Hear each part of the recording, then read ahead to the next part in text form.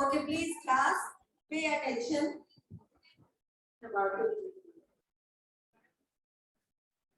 Marker है किसी के पास?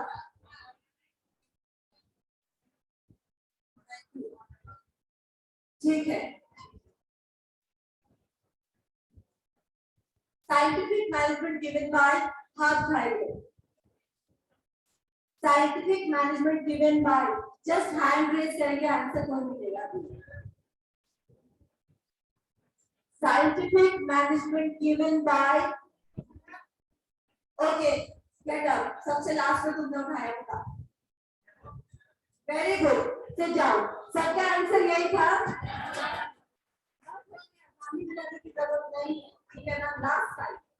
ओके, ताली बजाने की जरूरत नहीं. ओके, ठीक है. Importance of informal group, informal setup, या फिर importance of informal group एक वर्ड है, in अलग वर्ड है, formal setup और formal organization. किसने पहली बात दिया था? हैंड रेज करेंगे. देखो क्या है ना, इस क्लास में बहुत ज्यादा उत्साह था, तो उत्साह को थोड़ा सा कम करने के लिए क्वेश्चन पूछना जरूरी था, राइट? थोड़ा अटेंटिव होंगे. उसके बाद बताइए, who first time who focused on the importance of informal group in formal setup or in organizational setup? अगर उसमें कंफ्यूजन है तो कितना प्रॉब्लम है. और किसी का नाम नहीं है. वेरी गुड, शाबाश. Elton Mayo, very good. एक ही बच्चे ने जवाब दिया. Very bad actually. Elton Mayo ने बताया था ना कि ऑर्गेनाइजेशनल सेटअप में इनफॉर्मल ग्रुप्स जो होते हैं वो बहुत इंपॉर्टेंट होते हैं, और उन्होंने हॉथरॉन एक्सपेरिमेंट से इस चीज को प्रूव किया था. जो कंक्लूजन था वो यही प्रूव कर रहा था. इतने जल्दी हैंड रेज करना बंद कर दिया आप लोगों ने, ठीक है? सेल्फ एक्चुअलाइजेशन कौन सा, at which stage of pyramid self actualisation के, सेल्फ एक्चुअलाइजेशन नीड पिरामिड के किस स्टेज पर आता है? यस, लास्ट स्टेज या फिर at the top of the pyramid. So बैठ जाओ. बिलोंगिंगनेस किस लेवल पे आएगा? बिलोंगिंगनेस नीचे से किस लेवल पे? थर्ड लेवल पे. Very good. किसने दिया था need based motivational theory? Maslow, ठीक है? Abraham Maslow. Okay. Hygiene factor, hygiene 2 factor theory किसने दिया था? हाइजीन 2 फैक्टर थ्योरी क्या हो गया? लवली नहीं पढ़ा था? हाइजबर्ग नहीं सुना है ये सब नाम? शुभम नहीं सुना है हाइजबर्ग 2 फैक्टर थ्योरी? क्लास में नहीं आते क्या तुम? अमित, गोपी, अच्छा गोपी नहीं सुना है ये भी? हाइजबर्ग नाम सुना है? 2 फैक्टर थ्योरी क्या क्या है? 2 फैक्टर इतने पीछे क्यों बैठी? इधर बैठना था ना. बताओ, जोर से बोलो.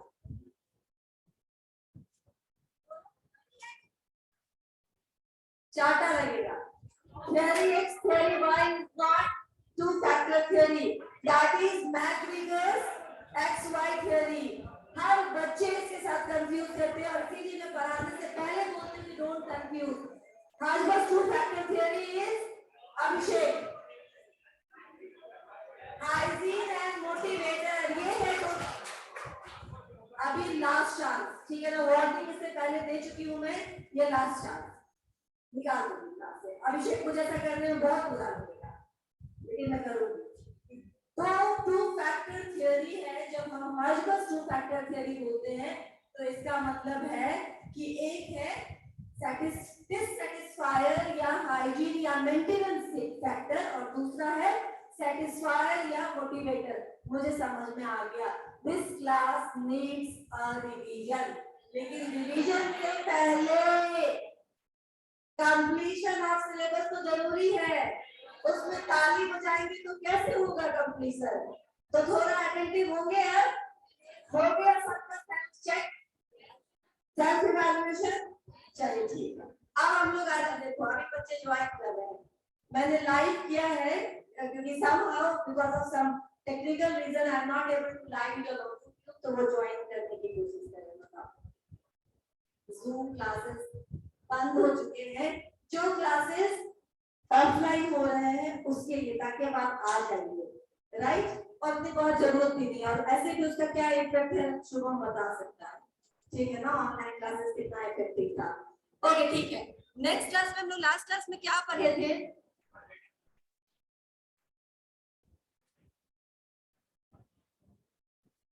इनफैक्ट क्या पढ़े थे? कुछ नहीं पढ़े थे।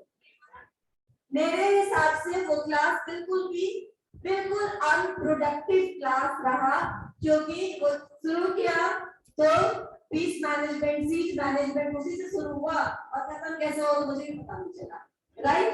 तो वो बिल्कुल भी अनप्रोडक्टिव क्लास रहा। तो मैं पूरा मार्केटिंग मैनेजमेंट एक बार फिर से बता दूंगी, राइट? पहला फंक्शन कौन सा फंक्शन था?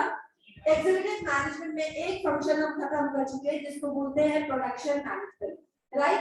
प्रोडक्शन मैनेजमेंट के बाद दूसरा फंक्शन है क्या? मार्केटिंग मैनेजमेंट, जो स्टार्ट होता है मार्केटिंग रिसर्च से। अब तुम लोगों को ये टर्म धीरे धीरे याद आएगा।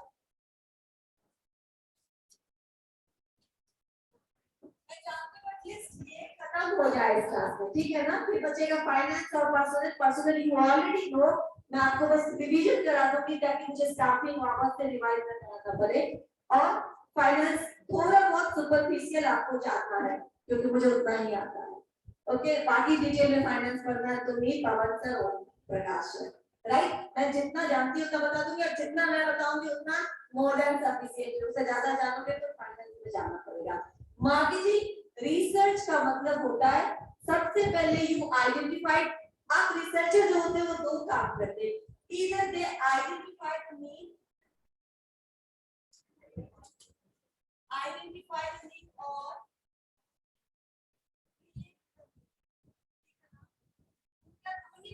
या तो वो नीड को आइडेंटिफाई करते हैं, गैप को फाइंड आउट करते हैं और फिर उस गैप को फुलफिल करने की कोशिश करते हैं। और if there is no gap then create the need, right? जैसे कि मैंने एग्जांपल में किसका एग्जांपल दिया था?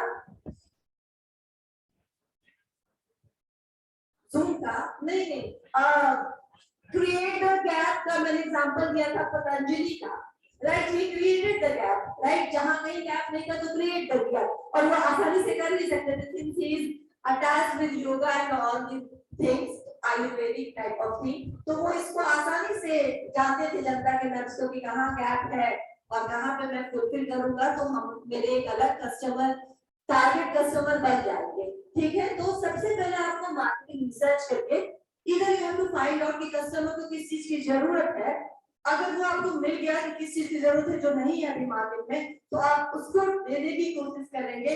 ये फीडबैक ये रिसर्च टीम मार्केटिंग डिपार्टमेंट को देगी और प्रोडक्शन डिपार्टमेंट को देगी। मैंने आपको लास्ट क्लास में ये भी बताया था, प्रोडक्शन, मार्केटिंग एंड R&D एक साथ मिलकर काम करते हैं। ऐसे तो सभी कोऑर्डिनेटेड, पर ये और ज्यादा क्लोज एसोसिएशन में काम करते हैं, राइट? तो अगर कोई गैप नहीं मिल रहा आपको, then you will what you will do, you will create the gap as Patanjali created the gap for naturopathy, organic और जो भी कहो इन प्रोडक्ट के लिए, राइट? तो मार्केटिंग रिसर्च में क्या क्या करना होगा? सबसे पहले आपको नीड आइडेंटिफाई करना पड़ेगा, फिर आपको डेटा कलेक्ट करना होगा, राइट? हम जब भी रिसर्च करते हैं तो क्या करते हैं? डेटा कलेक्ट करते हैं। डेटा कलेक्ट किस सोर्स से करेंगे वो आइडेंटिफाई करना पड़ेगा, फिर डेटा को एनालाइज करके फाइनली आपको क्या कंक्लूजन पे निकले, कौन सा प्रोडक्ट या कौन सा सर्विस आपको नया लॉन्च करना है, यहाँ तक आप आते हैं जब आपका मार्केटिंग रिसर्च कंप्लीट हो जाता है। तो अब जब डेटा रिसर्च करेंगे तो हो सकता है प्राइमरी रिसर्च, हो सकता है क्वेश्चनर, हो सकता है सैंपलिंग, हो सकता है डायरेक्ट आपके बीच में। मैंने ये भी बताया था कोका कोला वाला मान लो आया बेवरेज स्टार्ट करने जा रहे हो तो वो आप लोग एकदम टारगेट कस्टमर है उसके, राइट? ये इससे अच्छा टारगेट कस्टमर उसको कहीं नहीं मिलेगा, बगल में आएगा, सैंपलिंग करेगा, प्रोडक्ट्स देगा, आपकी फीडबैक तुरंत मिल जाएगा। समटाइम्स जो टेलीफोनिक या फिर क्वेश्चन के मेथड से जो हम देते हैं फीडबैक, वो थोड़ा एरोगियस होता है, क्योंकि हम बहुत ऑनेस्टली नहीं है, तुरंत इम्प्रूव जाएगा उसका, कैसे बोलूं खराब है तो लिख देते हैं ठीक है, हाँ अच्छा था, सब जगह कम से कम एवरेज मार्क्स दे देते हैं। लेकिन यहाँ पे आप तुरंत ट्राई करेंगे और आपका एक्सप्रेशन उसको बोल देगा दे लाइक इट और नॉट, है ना? पूरा खाली तुरंत दूसरा डिमांड यानी दे लाइक इट, राइट? मतलब दे डिडंट लाइक दिस, ये नहीं चलेगा। मैक्सिमम लोगों ने इसको आधा ही पी के छोड़ दिया, एक सिप के बाद किसी ने ट्राई ही नहीं किया। समझ में आ गया? ये तुरंत उनको spontaneous face to face feedback देता है, they will work upon developing their product again, ठीक है? तो ये मार्केटिंग रिसर्च हुआ। दूसरा प्रोडक्ट प्लानिंग और डेवलपमेंट। प्रोडक्ट क्यों प्लान करना पड़ता है? सिंस देखो, जिस टाइप का प्रोडक्ट होगा उसी टाइप का उसका स्टोरेज होगा, उसी टाइप का उसका ट्रांसपोर्टेशन होगा। कुछ चीजें होती है जो बहुत फ्रेजाइल होती है, फ्रेजाइल मतलब टूटने वाला, आसानी से जो टूट जाए। कुछ चीजें होती है जो पेरिशेबल होती है, जैसे वेजिटेबल्स, फ्रूट या फिर पनीर, दूध का डेयरी के प्रोडक्ट्स जो बहुत कम शॉर्ट पीरियड के साथ सेल पर आती है और खराब हो जाती है।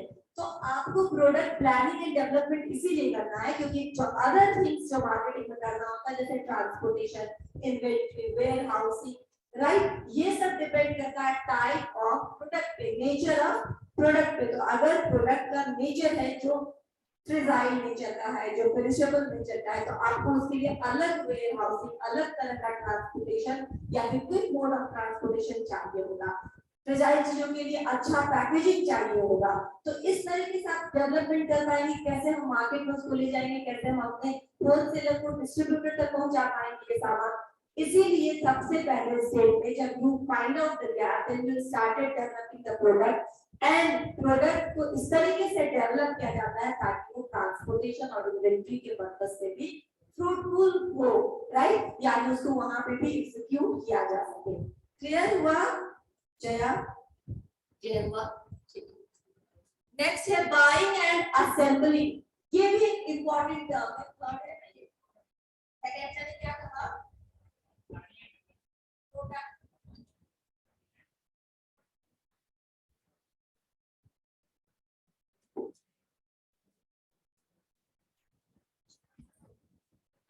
planning and development, and third one is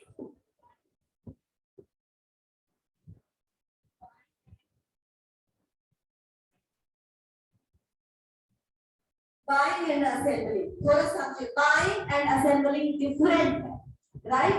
Buying मतलब procuring resources from other party. आपको इसमें क्या क्या करना पड़ेगा? You have to determine need of the company, बस ठीक है ना? You have to decide need of the organization, क्या प्रोडक्शन डिपार्टमेंट में या किसी भी डिपार्टमेंट में क्या जरूरत है, कौन कौन से सामान मंगवाने हैं। तो सबसे पहले आप क्या करेंगे? नीड को फाइंड आउट करेंगे, रिक्वायरमेंट बनाएंगे, है ना? जो भी हमें बाय करना होगा अपने घर में लिस्ट बनाते हैं ना। सो ऑर्गेनाइजेशन में भी बाय करने से पहले रिक्वायरमेंट डिसाइड करेंगे, लिस्ट बनाएंगे और फिर सोर्स ऑफ सप्लाई जनरेट करेंगे। सोर्स ऑफ सप्लाई जनरेट करने का मतलब है ऑब्वियसली बल्क परचेज होता होगा ऑर्गेनाइजेशन में। बल्क परचेज मतलब बहुत अधिक मात्रा में परचेजिंग होती होगी, वहां के लिए सोर्स ऑफ सप्लाई कहां से जनरेट करेंगे आप? सबसे पहले तो वैसे सोर्सेज जिनके पास उतना एबंडेंस में अवेलेबल हो। दूसरा, वो अच्छा क्रेडिट टर्म्स दे रहे हो, क्योंकि कॉमर्स में क्रेडिट एक कॉमन चीज है, क्रेडिट पे लेना देना, राइट, होता है ना? तो अच्छा क्रेडिट टर्म आपको दे दो, 1 महीने का free of interest credit term, right? तो ये भी जरूरी है। क्वालिटी ऑफ प्रोडक्ट अच्छा है, सिर्फ क्रेडिट टर्म से काम तो चलेगा नहीं। जो उनका रेट हो वो कॉम्पिटिटिव हो, मतलब बहुत ज्यादा नहीं हो, बहुत ज्यादा कम होगा तो पहले ही लगेगा कि खराब प्रोडक्ट देगा, राइट? तो कॉम्पिटिटिव रेट हो, वैसे ही जैसे कोई दे रहा है 10 रुपए में, तो वो 8 रुपए में, 7 रुपए में, 11 रुपए में ऐसे दे रहा हो, बहुत अधिक हाई कॉस्ट भी होगा तो हम प्रेफर नहीं करेंगे। तो सप्लायर ढूंढेंगे reliability, accessibility, quality, credit terms और जो हमारे टर्म्स एंड कंडीशंस है उसमें जो सबसे अच्छा बैठेगा उसको हम अपना सोर्स ऑफ सप्लाई चुनेंगे। यानी वहीं से प्रोक्योरमेंट करेंगे उन सारी चीजों का जो हमको रिक्वायरमेंट है, राइट। उसके बाद आपने क्या किया, परचेज किया, फिर वो आपको वहां तक क्या हो गया, फिर वो आपको भेजेंगे, मतलब आपको रिसीव करना है, रिसीव करने के बाद आपको हैंड ओवर कर देना है उस डिपार्टमेंट को जिसको उसकी जरूरत है, राइट, जो मैन्युफैक्चर करेगा। या और दूसरा क्या, बाइंग समझ गए, खरीदना और बनाना, ठीक है ना। हम घर सब कुछ खरीदते हैं घर में किराने स्टोर से, एंड घर में रोज का जो भी बनना होता है उसे बनता है। दूसरा एक पार्ट है असेंबलिंग। असेंबलिंग का मतलब क्या होता है, रॉ मटेरियल तो अभी बाइंग में ही होगा ना, रॉ मटेरियल हमने बाइंग में खरीदा और उसको बिल्कुल। असेंबलिंग का मतलब हो गया कंपोनेंट, ठीक है ना। सम कंपोनेंट, सम फिनिश्ड गुड्स भी आप खरीद रहे हैं, पूरा फिनिश्ड गुड्स नहीं खरीद रहे हैं, certain part of the goods, right. कुछ एक पार्ट आप क्या कर रहे हैं, खरीद रहे हैं और उसको ऑर्गेनाइज करके असेंबली लाइन बोला जाता है। बहुत सारे जो ऑटोमोबाइल की कंपनी होती है या मैन्युफैक्चरिंग की कंपनी होती है, वो ये भी काम करते हैं कि वो अलग अलग कंपोनेंट्स, अलग अलग पार्ट्स सप्लायर से खरीदते हैं और उसको असेंबली लाइन में असेंबल करके, कनेक्ट करके, ऐड करके उसको सेल आउट करते हैं। तो सबसे पहले आपको बाइंग करेंगे, आपने 100% बाइंग बेस होगा, आप प्रॉपर्टी खरीदेगा उसका, उससे मैन्युफैक्चरिंग करेंगे, या फिर आप certain part, certain finished parts आप क्या करेंगे, सर्टेन कंपोनेंट्स आप बाहर से खरीदेंगे, उसको असेंबलिंग करके बेचेंगे। ये डिसीजन लेना होता है, बाइंग एंड असेंबलिंग डिसीजन, इस पर आना होता है। And these are different, right. समझ में आ गया कैसे। नेक्स्ट इसमें होगा सेलिंग। सेलिंग भी दो तरह का होता है, लेकिन सेलिंग का पहले मतलब क्या होता है,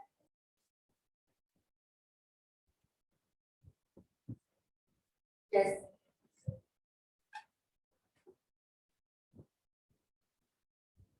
इस दोनों में डिफरेंस मालूम है किसी को, दोनों सेल ही है, सेल और सेल, सेल और सेल, क्या डिफरेंस है, सेल उस बढ़ा के कितना बता दो, ऐसे सेल मतलब होता है डिस्काउंट देना, अच्छा ठीक है, ओके ठीक है। और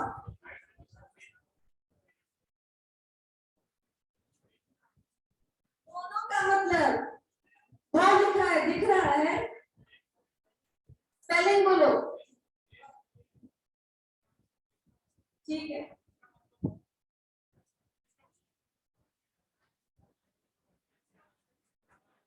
ये हो गया भर, है ना, सेल, बेचना तुम भी बोल रहे हो, राइट, सेल भर एंड नाउन, राइट। ये सेल का मतलब होता है बेचना, और ये सेल में है, राइट, इसका डजंट मीन बेचना, राइट। तो देयर इज स्लाइट डिफरेंस, आपको पता होना चाहिए। सेलिंग पे आ जाते हैं, राइट। सेलिंग का क्या मतलब होता है, सेलिंग का मतलब होता है जो आपने गैप यहाँ पे आइडेंटिफाई किया था, उस नीड एंड वांट को फुलफिल करना, यानी कस्टमर के वांट्स को सेटिस्फाई करना through selling. And second part of the selling is to generate revenue for the organisation, यानी प्रॉफिट अर्न करना ऑर्गेनाइजेशन के लिए। दोनों ही पर्पस है, कस्टमर के नीड को सेटिस्फाई करना और कस्टमर के ऑर्गेनाइजेशन के बिजनेस को भी एनहांस करना, प्रॉफिट को भी मैक्सिमाइज करना। ये मार्केटिंग का, ये जो सेलिंग है वो प्रॉफिट सेंटर्ड होता है। मार्केटिंग का, मार्केटिंग मैनेजमेंट में हम सेलिंग एक फंक्शन पढ़ रहे हैं। अभी समझ में आया क्यों सेलिंग एक फंक्शन है मार्केटिंग मैनेजमेंट का, क्योंकि मार्केटिंग एक वाइड कॉन्सेप्ट है, सेलिंग एक बहुत नैरो कॉन्सेप्ट है, बहुत छोटा कॉन्सेप्ट है, जिसमें सिर्फ यह है कि हम प्रोडक्ट को बेचेंगे, कस्टमर के नीड को सेटिस्फाई करेंगे और कंपनी के लिए प्रॉफिट अर्न करेंगे। It is organisational centre, marketing is customer centre, ठीक है ना। रिपीट कस्टमर कैसे हमको मिलेंगे, जो हमारे प्रोडक्ट, जो हमारे कंपनी के प्रोडक्ट एक बार खरीद के जाए वो बार बार रिपीट क्यों ना हमारे कंपनी को, क्यों हमारे कॉम्पिटिटर के पास बाद में वो जाए।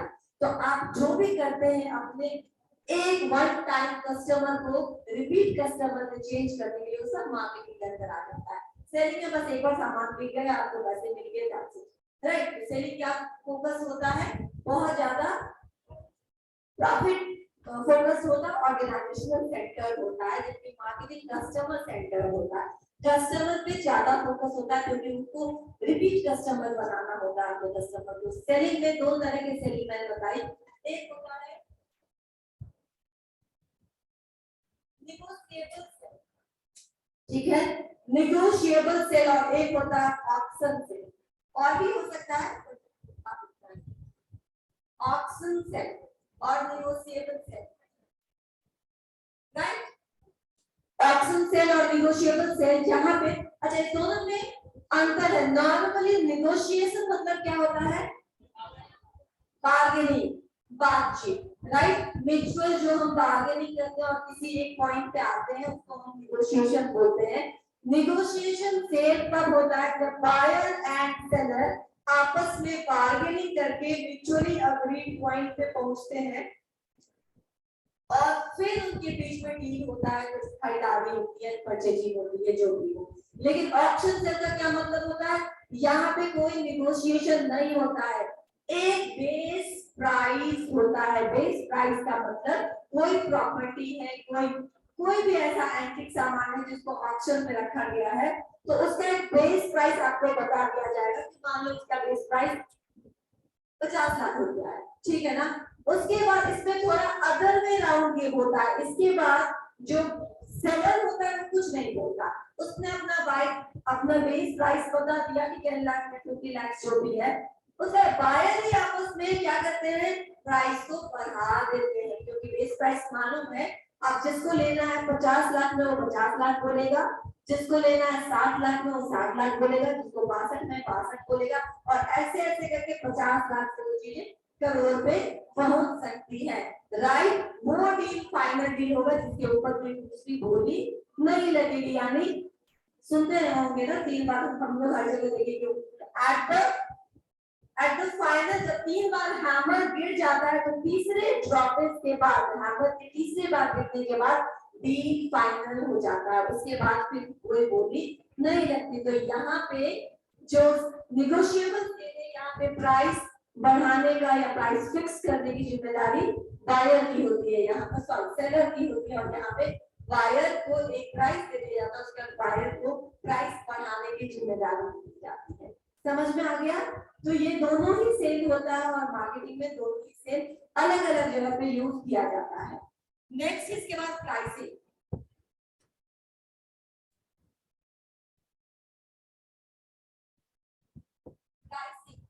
प्राइसिंग क्या होता है, किसी भी प्रोडक्ट का या सर्विसेज का क्या मूल्य निर्धारण किया जाए, वही प्राइस। सो मत जाना तू अभिषेक, जाग रहे हो,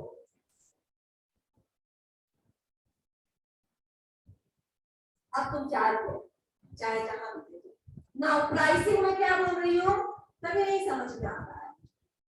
प्राइसिंग बोल रही है मूल्य निर्धारण करना। सपोज करो ये मार्कर है, राइट, इसका मूल्य कैसे निर्धारित होगा, कोई आंसर है?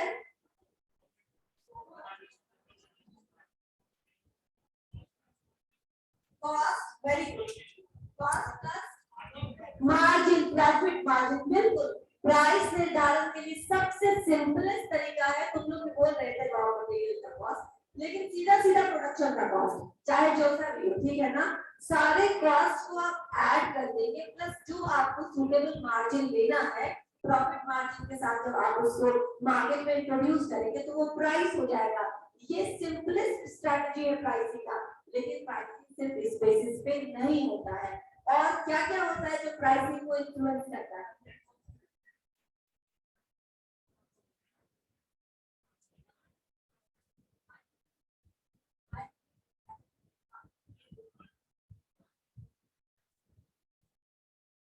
मैं ये सब नहीं पूछ रही, कितने तरह के कॉस्ट है मैं ये नहीं पूछ रही हूँ, और क्या क्या हो सकता है प्राइसिंग में।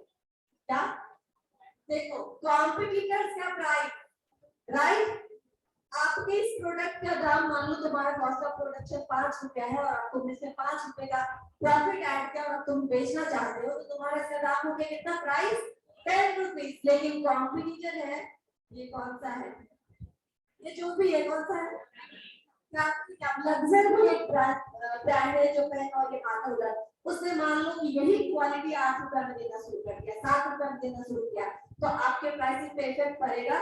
Competitors also shape your pricing, आप मनमाना प्राइस नहीं कर सकते। इसीलिए वैसे मार्केट जो मोनोपोली मार्केट होते हैं, जहां पे कम कॉम्पिटिटर होते हैं, वहां पे आप मनमाना प्राइस ले सकते हैं। लेकिन वैसे मार्केट जहां पे मल्टीपल प्लेयर्स है, वहां पे आपको बहुत कॉम्पिटिटिव रहना पड़ता है। आप क्या करेंगे, प्रॉफिट तो वहां पे भी कमाते हैं लोग।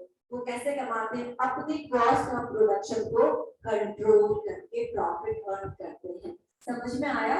इसके लिए फिर मैंने कहा competitor saves your price, right. Again competitor के साथ ये भी डिपेंड करता है कि आप कब आए मार्केट में। If you are early bird, if you are merely a leader of the market, आप नए नए आए हैं और उस प्रोडक्ट को न्यू लॉन्च किया है, तो आगे मैंने कहा ना मोनोपोली मार्केट में आप मनमाना प्राइसिंग रख सकते हैं। लेकिन एक स्ट्रैटेजी होती है प्राइसिंग की, मैं आपको बता दूं, दो स्ट्रैटेजी कम से कम। एक होता है पेनिट्रेटिंग, ठीक है ना, market penetrating strategy of pricing, और एक होता है, एक मैंने पेनिट्रेशन बताया, और एक और क्या होता है, मार्केट स्कीमिंग। स्कीमिंग का नॉर्मली मतलब क्या होता है, स्कीमिंग,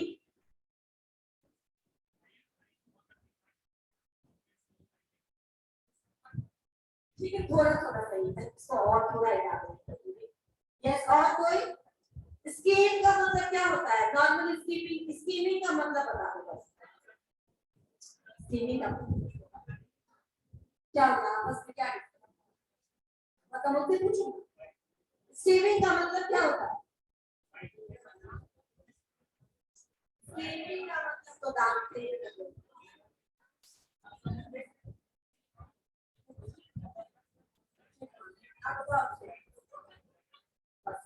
स्कीमिंग का मतलब होता है, सी, जब भी हम दूध में से मक्खन को मथते हैं ना, that churning is known as skimming, right. Skimming का मतलब होता है सब मलाई निकाल लेना। यानी मार्केट में जब आप पहले पहले आए हैं, you can use skimming strategy of pricing. क्या करिए आप, जितना आपको महंगा रेट रखना है रखिए, आपका प्रोडक्ट एक बार समझ में आ गया लोगों को और जरूरत है लोगों को उसकी, वो लोग खरीदेंगे, और तब क्या होगा, 4 महीने बाद, 6 महीने बाद कॉम्पिटिटर्स आ जाएंगे, तब जो तुम बोल रहे थे वो वही होगा। धीरे धीरे पहले हमने क्या किया, मार्केट के प्राइस पे स्कीम कर दिया, जितना मक्खन अवेलेबल था कस्टमर के पास, सब हमने पहले क्या किया, चर्न आउट कर दिया, स्कीम कर दिया, इसका नाम मार्केट स्कीमिंग पड़ा है। एंड कॉम्पिटिटर आ गए, हमारा बहुत हाई रेट है या प्राइस है, तो क्या होगा, थोड़ा हमारा सेल कम हो जाएगा कॉम्पिटिटर के आने के बाद, हम धीरे धीरे according to our competitor price कम करते जाएंगे अपने प्राइस को। अब स्टैब्लिश्ड है और अब कंटिन्यू रखेंगे। ऑलरेडी प्रॉफिट जितना ज्यादा ले सकते तो वो ले लिया, नुकसान में तो अभी भी नहीं है, क्योंकि कॉम्पिटिटर नुकसान में थोड़ी ना बेच रहे हैं हमको दोबारा के लिए। समझ में आया? This is skimming strategy. अब दूसरा होता है black cap, get out of the class, get up and get out of the class. मैं कौन कैसे देख रही हूँ आपको, चलो अभी से नहीं बात करोगे, चलो एक बार और गलती करेंगे, विश्वास करिए, ठीक है। अब हो गया, अगल बगल वाले लोग उसको डिस्टर्ब नहीं करेंगे। नेक्स्ट है penetration policy, right. Penetration policy मतलब अभी इस मार्केट में ऑलरेडी 5-7 प्लेयर हैं जो धुरंधर है, राइट, और फिर भी एक और सलून खोलना है, फिर भी एक और रेस्टोरेंट लेना है, फिर भी एक और पेन आना है, राइट। तो ये आएंगे, तो ऐसे मार्केट में एंट्री करने का तरीका है पेनिट्रेशन प्राइसिंग पॉलिसी। पहले अपने कॉम्पिटिटर्स के हिसाब से अपना प्राइस रखिए, उनसे हो सके तो थोड़ा कम रखिए, और अपनी क्वालिटी को बना करके रखिए, मेंटेन करके रखिए। इसमें क्या होगा, कस्टमर आएंगे, अच्छी क्वालिटी का प्रोडक्ट है लेकिन 40 रुपए में देगा, राइट, तो आपको क्या मिलेगा, लिवरेज मिलेगा कस्टमर का। कस्टमर या बल्क परचेज करने से जो आपको फायदा होता है, वो फायदा आपको मिलेगा इससे, पेनिट्रेशन प्राइसिंग पॉलिसी से। समझ में आ गया? Simple, cost plus profit margin सबसे सिंपल तरीका है, लेकिन again on the basis of market size, competition, nature of market, आपको स्ट्रेटेजी चूज करना पड़ेगा कि हम कौन सा प्राइसिंग स्ट्रेटेजी चूज कर सकते हैं। क्लियर हुआ? इन सब बेसिस पे मार्केटिंग डिपार्टमेंट डिसाइड करता है कि प्रोडक्ट का प्राइस कितना होना चाहिए। एग्जांपल अभी तो दिया मैंने, कैसे एग्जांपल तो बताओ, मैं बताती हूँ। पेनिट्रेटिंग का, जैसे कि मैंने कहा कि ऑलरेडी इस मार्केट में बहुत सारे प्लेयर्स हैं। सपोज करो कौन सा मार्केट ऐसा जो बहुत सैचुरेटेड है? यस, जियो डिस्ट्रक्टिव मार्केट, राइट? ये तो डिस्ट्रक्टिव मार्केटिंग है। खैर जियो का एकदम पूरा अलग ही स्ट्रैटेजी बताती हूँ। अब जैसे जियो जब आया तब क्या था? Already penetration, already Vodafone, Airtel, idea और पता नहीं क्या क्या मुझे याद है, बीएसएनएल तो है ही जो भूल जाते हैं सर। ओके, ये सारे ऑलरेडी टेलीफोन के जो साइट्स हैं, जो इंटरनेट सर्विसेज देने वाले और कॉलिंग सुविधा देने वाले, ऑलरेडी ये कंपनी एस्टैब्लिश थी। अब इसमें जियो को आना है, राइट? और जियो आएगा तो कुछ बहुत बड़ी बात होगी। तो उसने पहले क्या किया, वो उसका मार्केट एक्चुअली पेनिट्रेशन फिर नहीं करेंगे उसको। कुछ कंपनीज होती है जो डिस्ट्रक्टिव पॉलिसी को फॉलो करता है, डिस्ट्रक्टिव मार्केटिंग पॉलिसी। अब इसने जो किया, मुफ्त में देना शुरू कर दिया, राइट? मुफ्त में सिम, मुफ्त में सर्विसेज। कितने साल तक? साल भर, 2 साल भर, 6 महीना भर। आपको क्या किया, आदत लगा दी पूरे टाइम डेटा यूज करने का। क्यों? क्योंकि खाली मुफ्त में मिल रहा है। अब मुफ्त में मिल रहा है, मालूम है ये जनरेशन जो है ना, इसको मुफ्त में जहर बांटना शुरू करेंगे तो ये खाना शुरू कर देंगे धीरे धीरे, राइट? तो उन्होंने आपको मुफ्त में डेटा यूज करना पहले सिखाया, ये भी सिखाया कि इस डेटा से आप कितना ज्यादा क्या क्या सर्फिंग कर सकते हो, क्या क्या यूज कर सकते हो। लेटर ऑन जब सारे कॉम्पिटिटर तो मुफ्त में नहीं दे सकते थे क्योंकि उनका अपना रेट था, उन्होंने रेट कम किया, लेकिन फ्री तो भी नहीं किया, फ्री फिर भी नहीं कर पाए। तो वोडाफोन, यूनिनॉर चली गई, राइट? वाइंड अप हो गई ये सब। तो जो छोटे मोटे प्लेयर्स थे वो तो दम तोड़ गए। अब बचा एयरटेल जो ऑलरेडी एस्टैब्लिश्ड है, लेकिन एयरटेल का अपना कॉम्पिटिटिव एडवांटेज है, ठीक है ना? और जियो का अलग कॉम्पिटिटिव एडवांटेज है। तो फिर भी एयरटेल सरवाइव कर गया। कि इसको बोलते हैं डिस्ट्रक्टिव, लेकिन उसने क्या किया, ये सब नहीं कर सकता अभी, इसलिए ये एकदम सही एग्जांपल नहीं है। मैंने पहले ही कहा कि ये पेनिट्रेशन का नहीं, डिस्ट्रक्टिव मार्केटिंग स्ट्रैटेजी का एग्जांपल हो गया, क्योंकि हर एक कंपनी ये नहीं कर सकती सिर्फ उसके पास ऑलरेडी बहुत कैपिटल है और अलग अलग जगहों से उन्होंने हमारा बहुत ज्यादा पैसा खाली रख दिया है, तो यहाँ पे इस चीज को यूज कर रहे हैं, राइट? वो अपने कॉम्पिटिटर को खत्म कर रहे हैं ताकि उनका मोनोपोली हो सके, राइट? तो ये अलग चीज थी। हम दूसरे एग्जांपल देते हैं आपको पेनिट्रेशन का कि यस, फोन का ईयरफोन हो सकता है, पेन हो सकता है, पेंसिल हो सकता है, एरो का शर्ट हो सकता है, मोंटे कार्लो का स्वेटर हो सकता है, राइट? ये सब क्या है, ऑलरेडी बहुत सारे ब्रांड्स हैं, ठीक है? फिर भी हमको आता है, तो हम कैसे आएंगे पेनिट्रेशन मार्केटिंग में, कैसे इन करेंगे? तो पहले हम अपने कॉम्पिटिटर के प्राइसेस के हिसाब से अपना प्राइसिंग रखेंगे और पहले आपको अपना क्लास भी यानी टारगेट कस्टमर भी डिफाइन करना पड़ेगा। Some products are for mediocre customers, ठीक है ना? मिडिल जो कस्टमर इनकम ग्रुप है उनको फोकस करता है। कुछ ब्रांड्स जो है वो प्रीमियम प्रोडक्ट लॉन्च करती है, सीधा उनके कस्टमर ही होते हैं, उनके टाटा अंबानी बिरला के जो ओनर होते हैं उनके लिए प्रोडक्ट बनाता है और किसी के लिए प्रोडक्ट ही नहीं बनाता है। रॉयल्स रॉयल्स, ठीक है ना, इसको गाड़ी बना दी थी, इसने आम आदमी के लिए सोचा ही नहीं, राइट? क्योंकि आम आदमी के एफर्ट से बहुत ऊपर का इसने प्रोडक्ट बनाया। तो जयपुर के महाराजा का ध्यान किया, रोल्स रॉयस पे की गाड़ी बहुत अच्छी है, मेरे पास होनी चाहिए। इंग्लैंड के लेने के लिए घुसने नहीं दिया, राइट? क्यों नहीं घुसने दिया? क्योंकि वो इंडियन लिबास में थे, तो रोल्स रॉयस के शोरूम में आने में जब उनको लगा तो पक्की वकील है, इसके पास कुछ पैसे नहीं होंगे, तो उनको मना कर दिया। अब राजा ठहरे राजा, ठीक है ना? उनको बात ईगो पे आ गई, ये कैसे संभव हो गया, इंग्लैंड में मुझे अंदर नहीं जाने दिया। उन्होंने जयपुर आकर के 5 रोल्स रॉयस ऑर्डर कर दिया, 7, ठीक है ना? और सातों जब पहुंच गए जयपुर में तो उसने बोला म्युनिसिपल कॉर्पोरेशन को, गाड़ी वाला आया कचरा निकाल, यही गाड़ी जाएगी कचरा लेने के लिए म्युनिसिपल कॉर्पोरेशन में। इतनी छवि खराब हुई, इतनी छवि खराब हुई कि अपॉलजी लेटर आया वहां से, ठीक है ना? उनके ऑनर का माफी मांगने लगे, नाक रगड़ने लगे, प्लीज उसको आप बंद करा दीजिए। हम आगे से ऐसा गलती कभी नहीं करेंगे, तब जाकर कहीं इसको विड्रॉ किया गया, क्योंकि फिर ग्लोबली लोगों से इंडिया में जैसे कचरा दिया जाता है, ये देना। समझ में आया? तो ये हुआ। ऑलरेडी मार्केट में अगर कोई चीजें हैं, आपको कॉम्पिटिटिव प्राइसिंग पॉलिसी रखनी पड़ेगी। जैसे ये पेन है, लक्जर भी लेके आ रहा है मार्केट, तो लक्जर को इसी के आसपास अपना प्राइस रखना पड़ेगा और क्वालिटी को ऐसे ही मेंटेन करना पड़ेगा।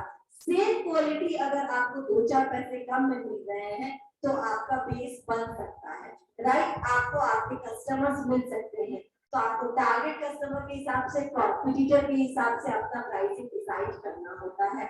समझ में आया? पेनिट्रेशन में तो ये भी बोल सकते हो, ऑलरेडी अमूल है तो सुधा आ गई, राइट? सुधा है तो गोवर्धन आ गया। ये सब क्या है? डेयरी प्रोडक्ट्स में है और पेनिट्रेट कर रहे हैं एक ही सेगमेंट में।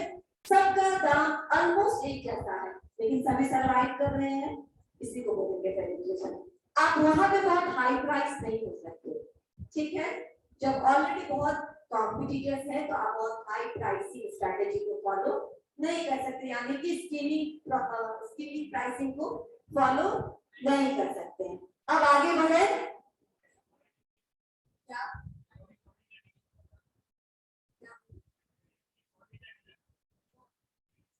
नेक्स्ट देखो, प्राइसिंग के बाद में बोल रही हूँ प्रमोशन। मार्केटिंग एटलीस्ट खत्म कर लेते हैं। प्रमोशन मतलब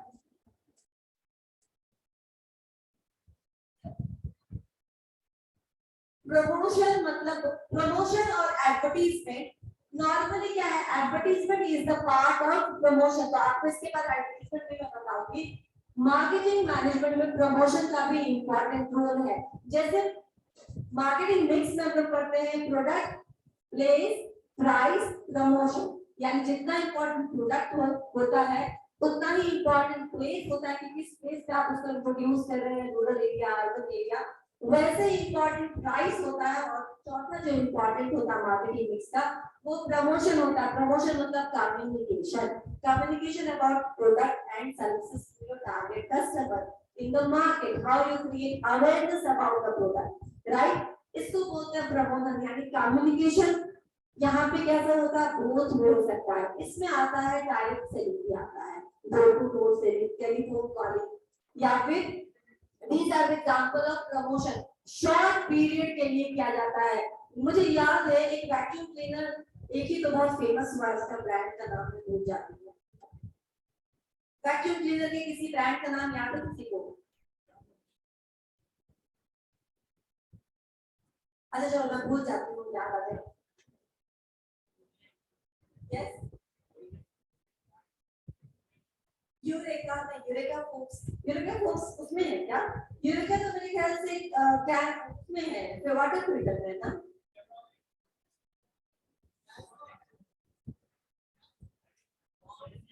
आवाज नहीं आ रही। यूरेका फोक्स मेरे ख्याल से फिल्टर में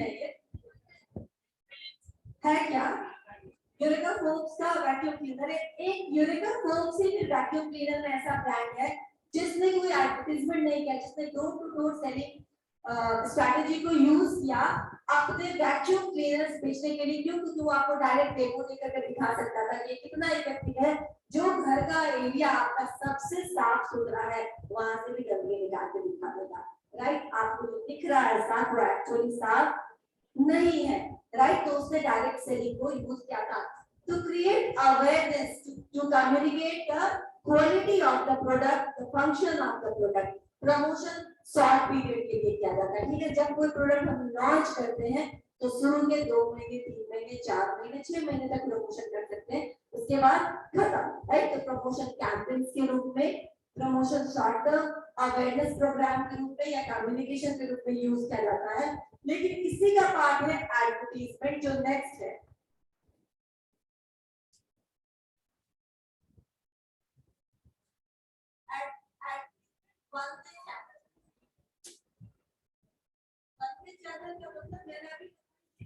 कम्युनिकेशन है, क्योंकि हम डायरेक्ट सेलिंग करते हैं तो कस्टमर के सवाल पूछते हैं, कस्टमर भी अपने इवन बट रखते हैं और सेलर भी उनको उनकी प्रॉब्लम, उनका जो भी क्वेश्चन होता है उसका आंसर देता है। लेकिन एडवर्टाइजमेंट जब टीवी में निर्मा आता है तो तुम कुछ पूछते हो, नहीं ना, जब रेडियो का एडवर्टीजमेंट आता तो आपको चाहिए। वन वे है, पहला काम है प्रमोशन। प्रमोशन के थ्रू आप क्या कर सकते हैं, फोन ले लूंगी मैं, फोन ले लूंगी मैं। प्रमोशन के थ्रू आप क्या करते हैं, पहले अवेयरनेस क्रिएट करते हैं, कम्युनिकेट करते हैं कस्टमर से, और एडवर्टीजमेंट के थ्रू आप क्या करते हैं, भूलने नहीं देते, कस्टमर को याद दिलाते हैं कि जब भी तुम डिटर्जेंट खरीदने जाना याद रखना, जिसको भी याद रखना, ठीक है ना। तो रिपीटेड जो आता है, ठीक है ना, बार बार जिसको हम यूज करते हैं, लॉन्ग टर्म के लिए यूज करते हैं, और आपको हम भूलने नहीं देंगे इस पर्पस से जब हम यूज करते हैं, तो उसको हम एडवर्टीजमेंट कहते हैं। ये सिंगल में होता है, जैसे रेडियो, न्यूज़पेपर, मैगजीन, होर्डिंग्स, ये सारे जो है वो एडवर्टीजमेंट का तरीका है। यहाँ तक क्लियर हुआ? ठीक है, खत्म ही हो गया। नेक्स्ट है हमारा फाइनेंशियल मैनेजमेंट, नेक्स्ट क्लास में बता दूंगी, ठीक है। कुछ बोलना है?